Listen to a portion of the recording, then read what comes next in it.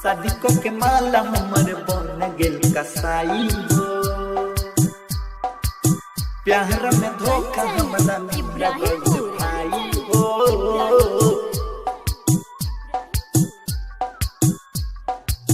शादी को के माला हमर बन गेल कसाई हो, बन गेल कसाई हो। प्यार में धोखा हमारा मिल गइल भाई हो। शादी के माला हमर बन गेल कसाई हो, बन गेल कसाई हो भाई।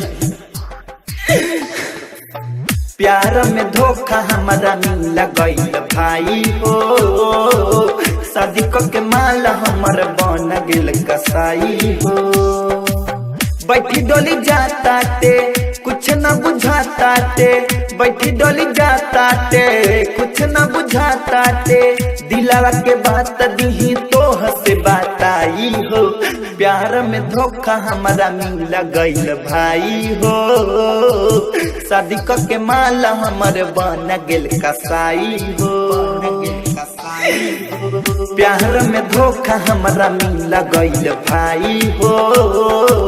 शादी के माला हमर बन गेल कसाई हो, बन गेल कसाई हो। आप सुन रहे हैं एजी एंटरटेनमेंट की धमाकेदार प्रस्तुति।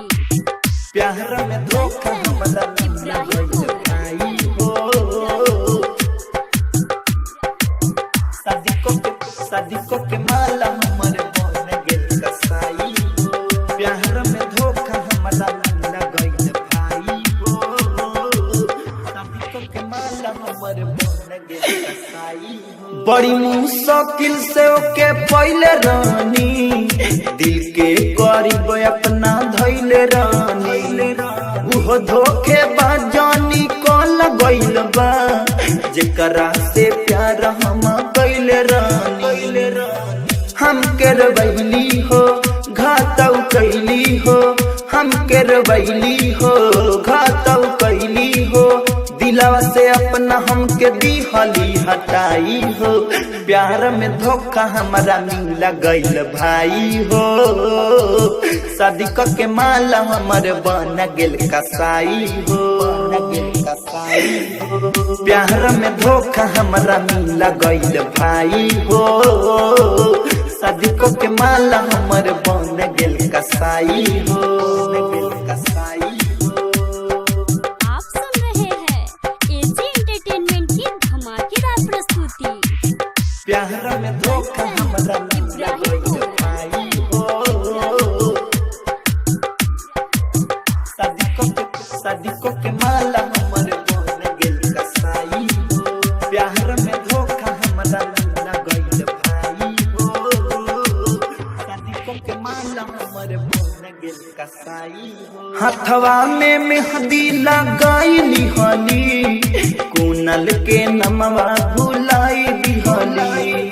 मिठू बसंत से प्यार कई के मंगिया में सिनुरा सजाइली हली। बिटुलाल कहता दुख सब सहता, बिटुलाल कहता दुख सब सहता। जीते जी हम के दिहली मुआई हो। प्यार में धोखा हमारा मिल गइल भाई हो।